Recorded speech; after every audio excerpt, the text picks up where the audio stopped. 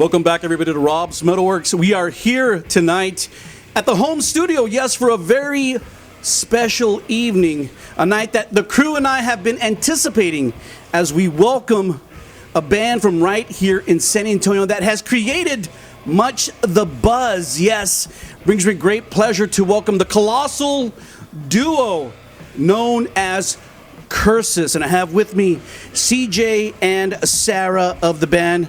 Guys, welcome here to the MetalWorks. It's great to have you here. How you doing, Rob? Thank you guys for having us. Appreciate it. Oh yeah, thanks for having us. Oh God, thank you for coming and hanging. We're getting warmed up for tonight to talk about all things CURSUS. And I wasn't kidding when I said, a band that is really creating such a special buzz in our town. And, I always like discovering new bands, and I will admit, I'm new to CURSUS this year. But one of the things that attracted to me about the band is that you guys are delivering your own style, your own unique blend of what I call trans-hypnotic metal, okay? Fuck everybody else and whatever they call it. But that's what I call it, man, because, I went to your show a few weeks ago, and I'm like in a multiverse. I'm in a whole new place, just headbanging, having a good time. So let's talk a little bit about the beginnings, because people out there tonight may not know about CURSUS here in San Antonio, or even across the country and around the world who will see this interview. So CJ, tell us about the beginnings of CURSUS and kind of how you got the ball rolling to where you're at now. Well, we started about 2013. I have a basement. We ended up hooking up a lot of different equipment, used stuff that we had, experimenting a little bit. It started a lot with myself, really just trying different sounds. Started with a lot of drone, electronic stuff, guitar stuff, looping. And then actually, of course, with our mutual appreciation for a lot of the same music, it started introducing Sarah to the drums, and she picked it up right away. Just kind of had the right temperament and attitude toward drumming, and she picked it up pretty quick and was helping me kind of start lacing songs with different, I guess you could say, like, tempos, and we were just experimenting with kind of the basics essentially. And I really liked the organic feel that it had, because she was really fresh to playing the instrument. She hadn't played drums. She plays guitar really well, actually, but she hadn't been introduced to the drums yet. So she had actually picked it up and kind of took off with it, and was really powerful with it, which I really liked. I didn't know if she knew exactly how to hit the drums at first or what, but I mean, she just beat the shit out of them, which I really liked. And I was like, man, that sounds like it. I mean, it just complemented exactly the kind of sound that kind of ended up, becoming what, I guess, CURSUS, you could say, what we're doing now. So she still essentially beats the shit out of the drums. So were you guys, obviously I know you guys have a close relationship. Were you guys always part of the music scene? I know, CJ, just from us chatting earlier tonight, you were telling me that you're from the south side of San Antonio, and I was telling you, man, that's where all the metalheads live. That's where they're all from. So obviously, you have a history with heavy music here in this town. So was kind of doing CURSUS or a band something that kind of always something that you wanted to do, as heavy metal, something that you always had a passion and love for? Oh yes, definitely. I gotta say, my brothers were a big influence. They grew up with, I guess my brother Tyler introduced me to a lot of the heavier stuff.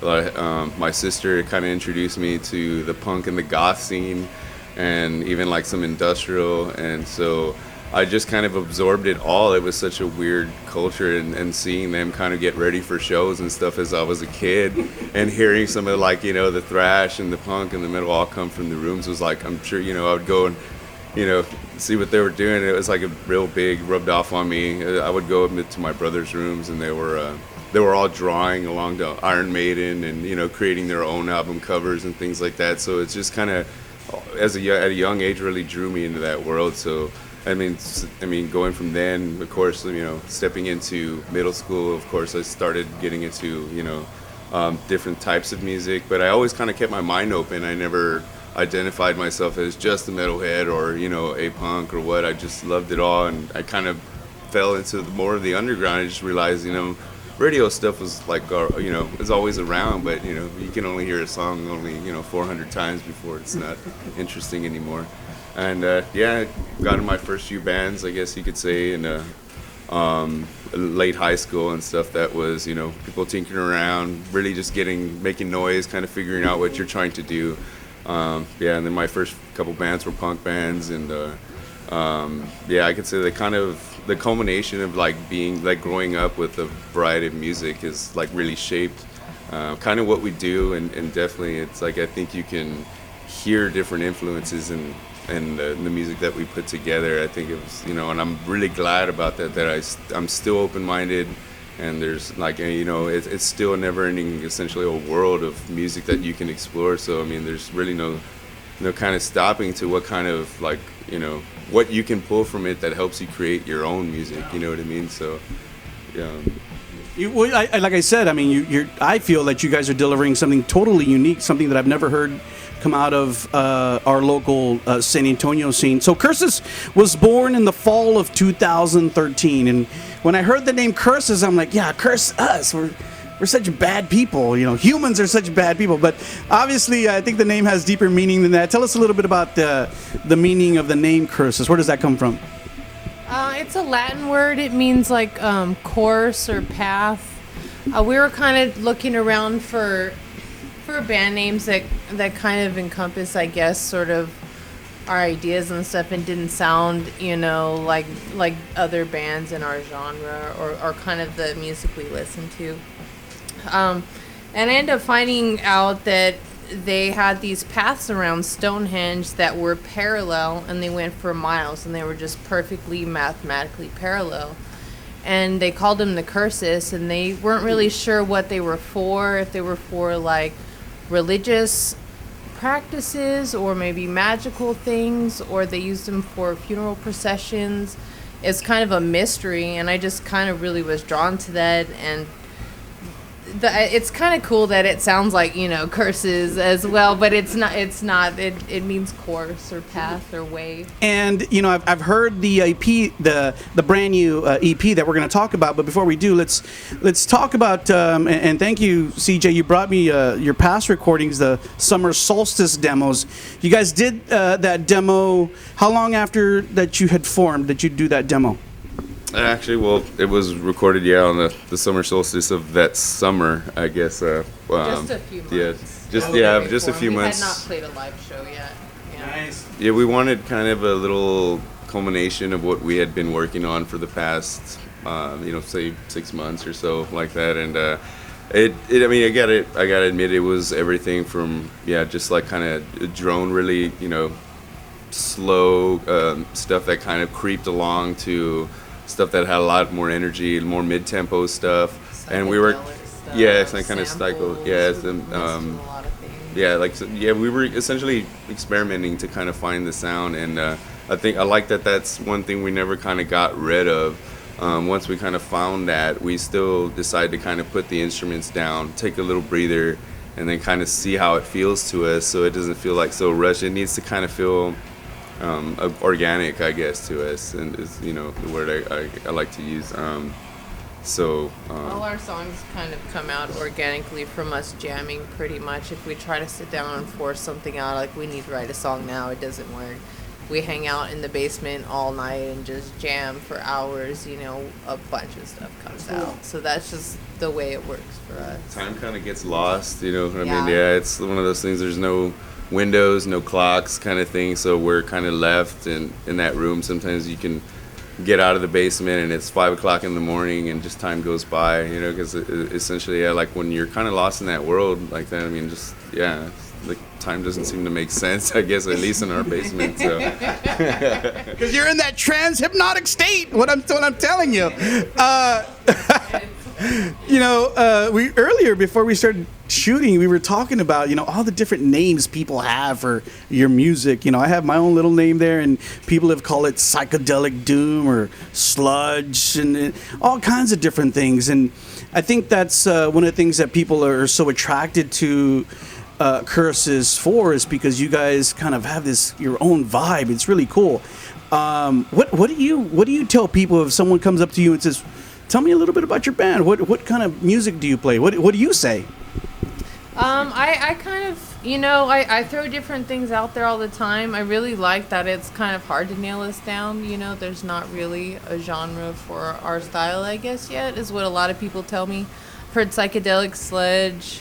Cosmic Doom is like a cool one, somebody said. It almost seems like a crossover, like of a couple We different have- things, or somebody wants to nail. But yeah, it's I guess it's maybe the humanistic thing of being able to give it a name or peg it that makes people feel better. But I mean, essentially, we're not worried about it. We don't really call it a specific thing. I mean, yeah, we've heard. Like even spiritual metal, this one guy was like totally like about this, and I was like, that sounds really cool. I guess it's maybe. Like we're not necessarily like religious, but it's as far as the, like maybe the meditative aspect that comes along with maybe the tempos and stuff like that could be construed as that. But I was like, that's very interesting to hear, I guess, but yeah, I've never really been into labels. Like I said, I appreciate that all the the variety of music that I've been brought up with, it almost seems like the label thing is a little bit more recent. You know what I mean? When I was younger, everything just sounded good. Everything was heavy. It was heavy. Or this is heavy. You know what I mean? Yeah. So everybody, if you identified it with it, is there something that your soul attached, to it? Then you embraced it, and you know what I mean. It just sounded good. So.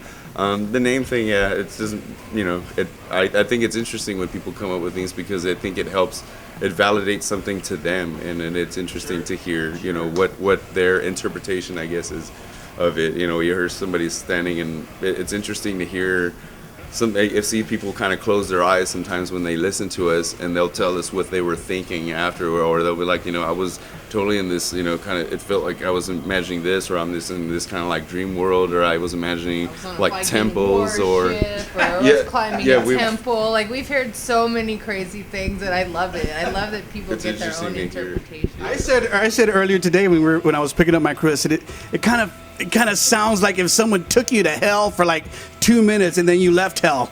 So what hell would sound like. There was somebody that had a 5-year-old do a review of one of our records, and his review was, "Whoa, this sounds cool," and then it said in parentheses, headbanging. Very scary and cool and scary. That's a perfect description, I think. Before we start chatting about the EP, also too, I think we can't not address the fact that I think people have also kind of been intrigued by the fact that you guys are a 2-piece band. You don't see a lot of 2-piece bands around.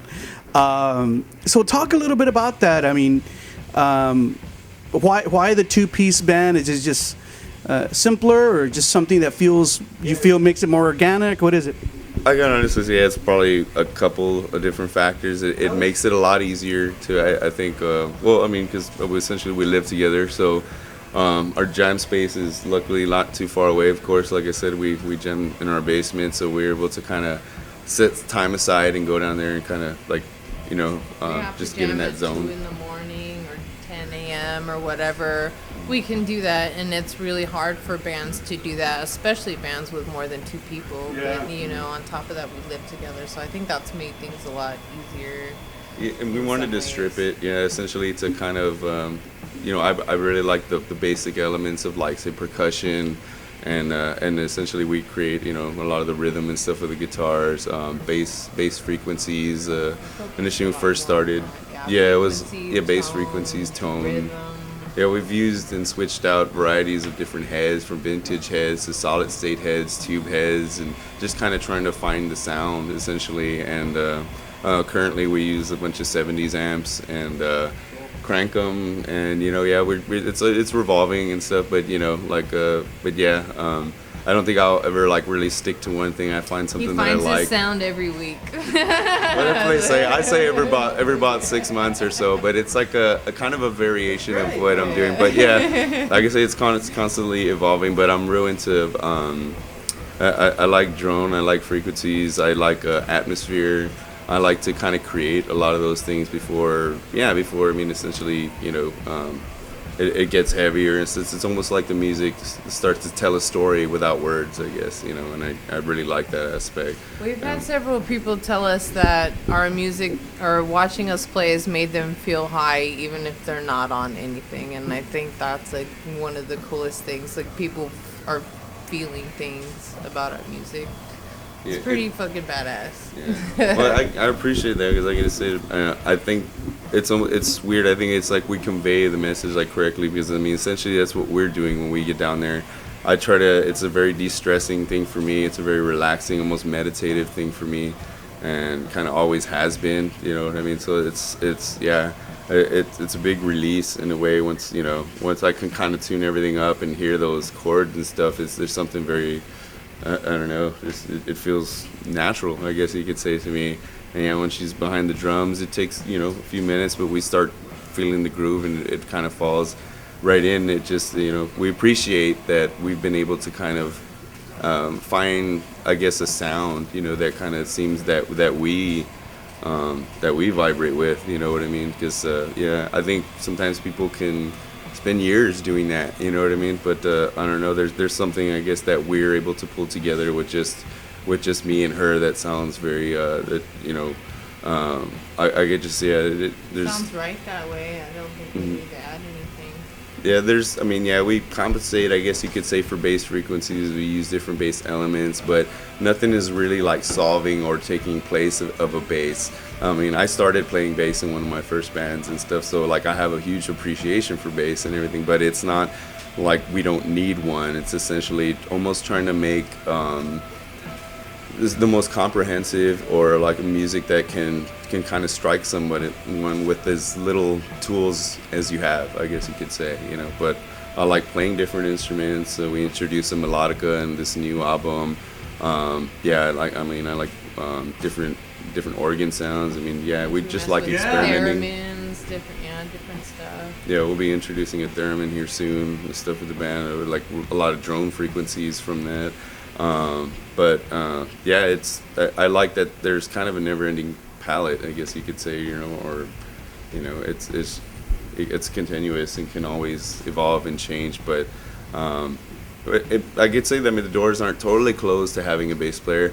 I just think that we like the dynamic. A lot of the discussions and the choices and stuff are made between us, which it's quicker to get answers, I guess, back, and then versus trying to contact 4 or 5 different people working with other schedules. Of course, can be hard, and people know that, you know what I mean. And it's just no matter how talented somebody is. So essentially, that's what it is. We'd like to kind of feel like kind of a ground roots percussion and rhythm, and kind of see where we can go from that. And a lot of it is layering, and as you could say, it starts from the ground up and kind of.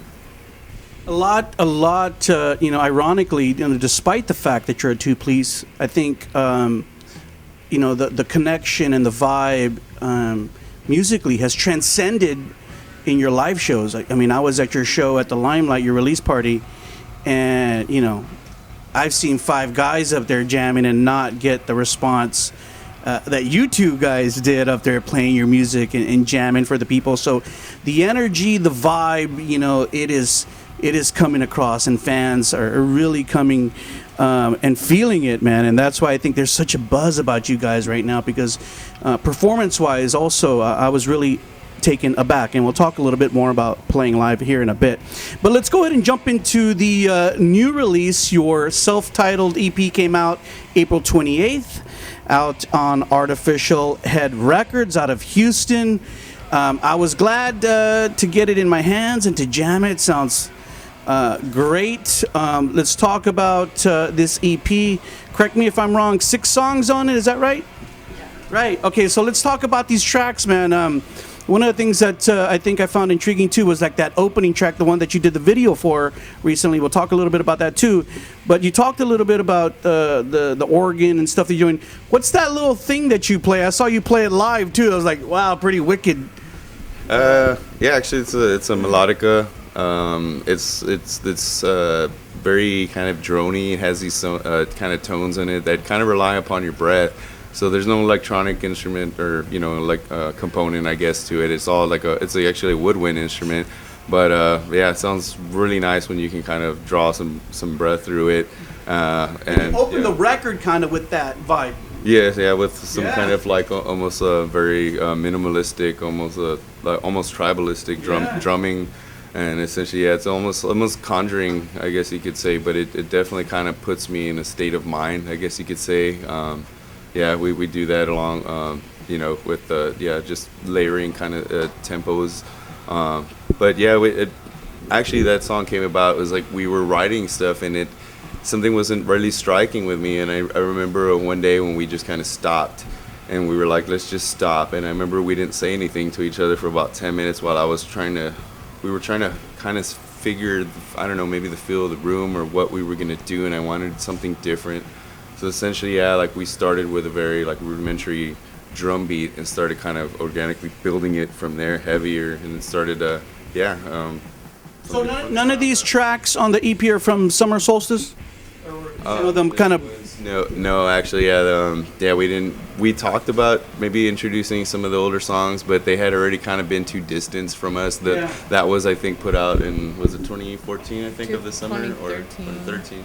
Yeah, so it had been kind of a few years, and we have maybe about 30 different tracks that we had kind of gone through and filtered through and try to see if they identified with what we were trying to kind of capture, and we just get kind of the stronger ones, I guess you could say. One of the ones that kind of fell into, we could say, what kind of is becoming our sound. We're still shaping it, but a lot of it builds. Some of it it gets a lot heavier. You know what I mean? But yeah, we like to try to kind of show a range of almost like a musical emotion in the music. You could say. You know what I mean?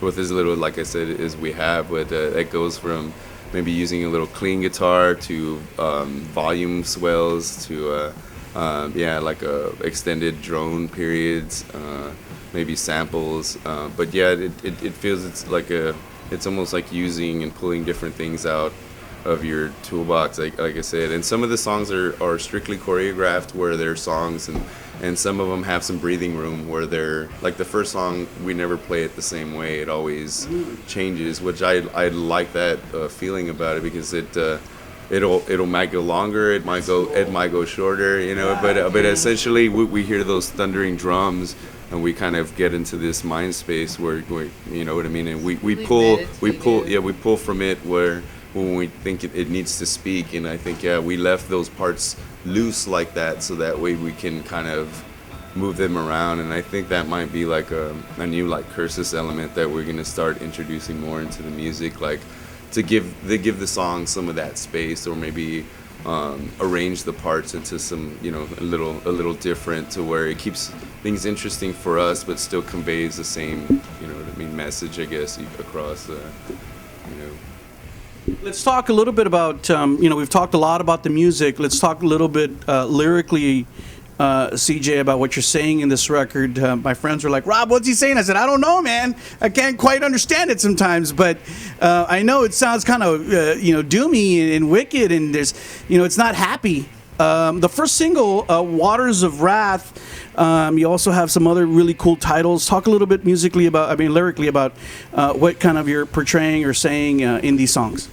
Well, I guess it was more particular, but yeah, Waters of Wrath. I'm really into history, I guess I could say, and like I've really loved stories about like lost civilizations, people bringing new technologies into the world that were essentially erased, or by different natural disasters. I mean, different things, and so more specifically, Waters of Wrath is about essentially the flooding, or and essentially entire islands getting swallowed up and not existing anymore, and losing essentially centuries of knowledge that we could have been using. I guess that essentially we're building on top of, and these are people have like fallen, civilizations have come and gone, things like that. Or I don't know, that it's something that kind of really intrigues me, because it seems like we're almost doomed to repeat the same cycles.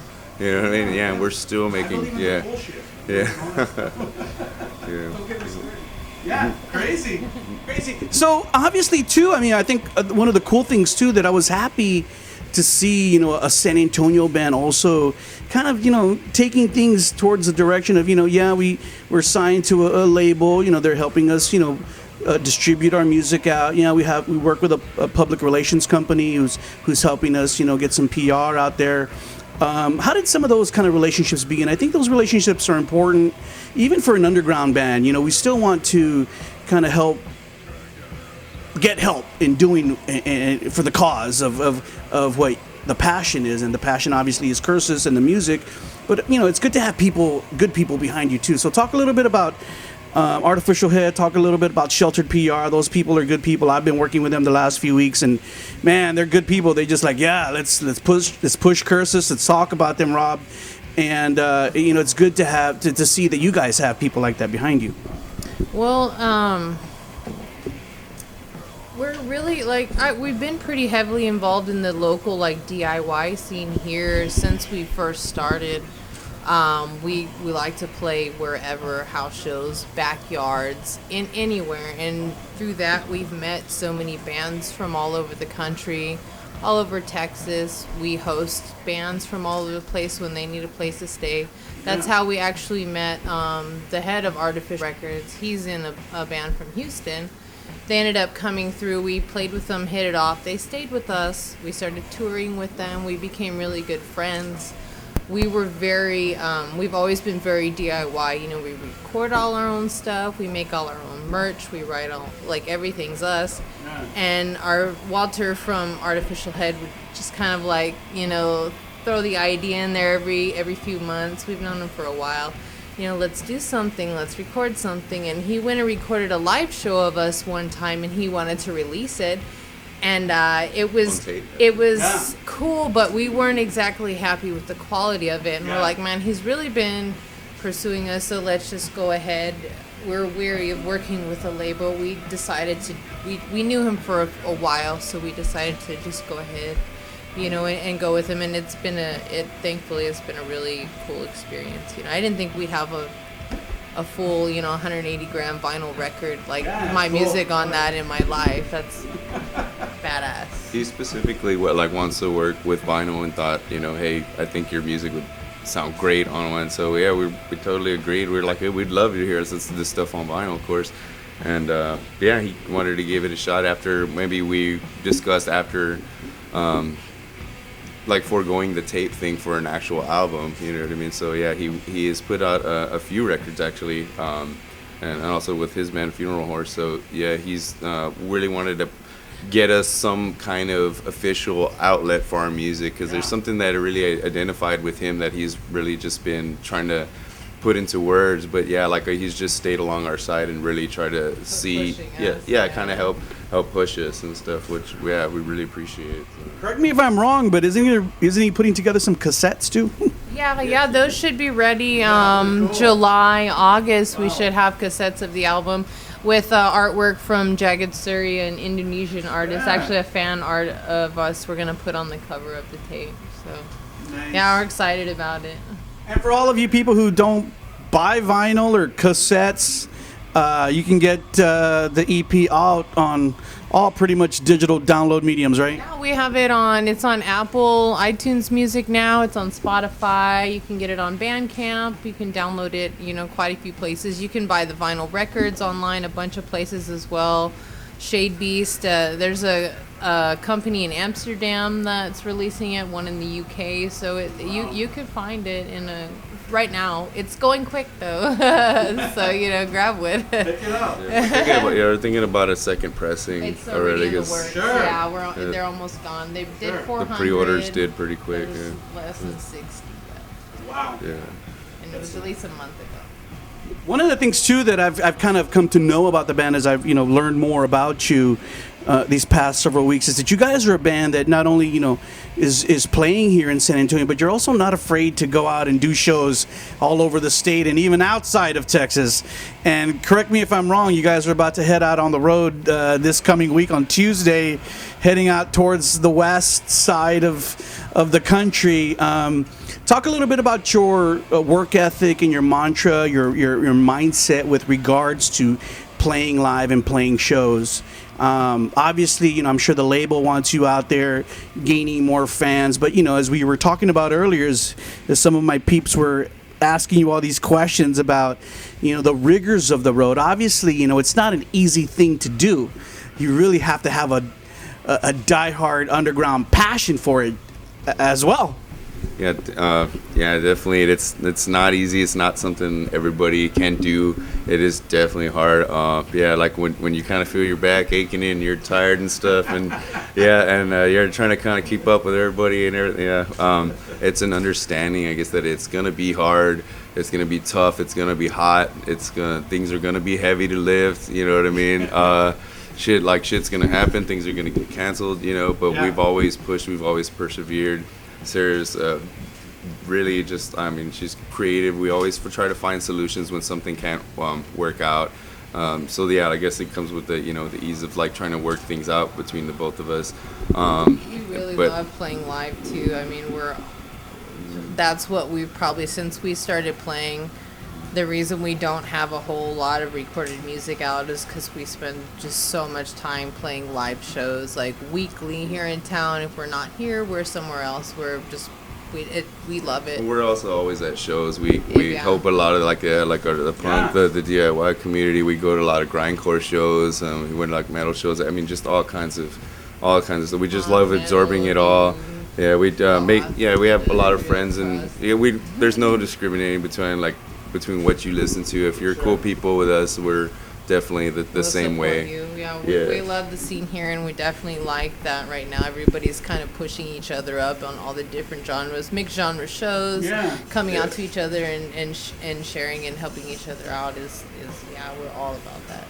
Yeah, we hopefully definitely expand that if we can. We just want to drop walls and have stop with the whole metal thing. Everybody is just kind of friends when you realize San Antonio's like a big little town or whatever you can kind of say. So there's just some great things opening up, and I can see a lot of people dropping those barriers and stuff and realizing that everybody just wants to go out and have a good time and listen to good stuff. So I mean, there's a lot of really good things going on in San Antonio, Texas right now. Beyond. So we're just excited about being a part of it right now. And then we kind of want to take that flavor of what's been kind of brewing in San Antonio right now and kind of, because it definitely influences us as well. All those shows that we go to, the intensity, the heart that all these people put into it definitely rubs off on us and makes us want to do that much better at our next show. We want to show a little bit of our soul in every performance that we play. And if you look into San Antonio, you'll see that a lot of people do that. It shows on their face and their performance, and that definitely rubs off on us and makes us want to carry it further. So definitely it doesn't matter. I guess we'll make whatever happens. If we spend a lot of money on our vehicles to get them road ready, constant switching out of gear, and things break and there's replacing it. So man, there's that underlying, we don't really calculate all of the expenses, but if we did, we'd probably be like, man, we're probably crazy on how much money and things that we do to kind of keep the wheels spinning. But it's definitely out of passion, it's out of love, and we almost have to kind of continue doing it. And we're blessed to kind of have maybe a sound of our community for sure. It's definitely the community, and then we're glad that we're actually kind of forming slowly as it goes a sound that we're able to identify with, and that other people are actually enjoying as well. Because I think that you have to kind of enjoy what you're doing for other people to enjoy it. I truly believe, and so you're not kind of mimicking or trying to create something that you think people will enjoy. I don't think that's connective enough. You have to kind of feel it inside you and know that it's an expression of what you're truly trying to create. And I think people know the difference. People can see fake musicians up there. I see them all the time. I think you mentioned a couple of good points. One is passion. I mean, what we do in heavy metal, we do for the passion, not for money, not for anything else. Just because we get great gratification of of being part of the metal scene, or producing music or supporting music. I also think you bring up a second good point, and that is about relationships in the music scene. I think relationships are very important. Obviously, you know, the great things that have happened for CURSUS have been because of great relationships that you guys have formed. I look forward to having a relationship with you guys in the future as I continue to see your career grow. So the record came out a little over a month ago. What would you guys like to do for the rest of 2017? You guys, like I said earlier, are going to do this West Coast tour. What's the plan for the rest of this year? We're only midway through the year. What would you guys like to do? Well, we'll be gone for the rest of June. We're gonna go west, all the way up to the top, Seattle, up there in Olympia, come back down. 3 weeks. We'll be home in July, and then we're going east in August, and we're gonna go all the way up to the top, up to New York, and then swing back down.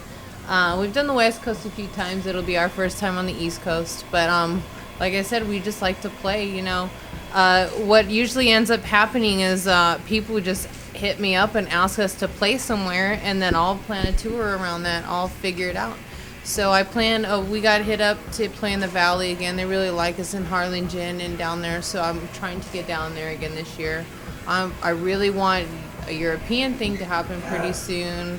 I'm not sure if the end of this year, if not the end of this year, the beginning of next year. We got to get our passport stuff together. But yeah. Any shows in El Paso? Oh yeah, we'll be in El Paso on Wednesday, actually.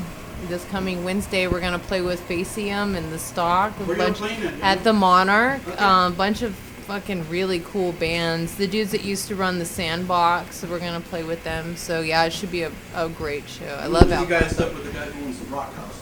Cool. Yeah, we love El Paso. Really down, rowdy crowd. Anything we missed? Any last words you would like to share with people in San Antonio and around the world who will see this interview? Well, we'll be coming to see you soon. We hope you give us a chance to listen to our music. It's very much from the soul. It's very heavy. But yeah, we're not trying to be the fastest band. We're not trying to be the heaviest band. We're just trying to play something that definitely like speaks from something inside us. And we just hope you identify with it as well, or find something that you can link with it. And we're gonna keep doing what we're doing, exploring what we can do with the sound that essentially that we kind of we're fostering. So I don't really think it's. I don't think I'm able to really put into words, you know, really what we're doing or going for. Just come see us live. You'll know what's up. I want to thank you guys for taking the opportunity to come over this evening and to hang with the crew and enjoy a good time and to talk about your band, because we are all fans here. All of us here are fans of your band, and we're very happy to have you here and to share this moment with people who will see this interview all around the world. Remember, everyone out there, the band has a brand new self-titled EP out there. Be sure to download it on iTunes, pick it up, jam it, bang your freaking head. You saw Sarah and CJ of CURSUS only on Rob's MetalWorks.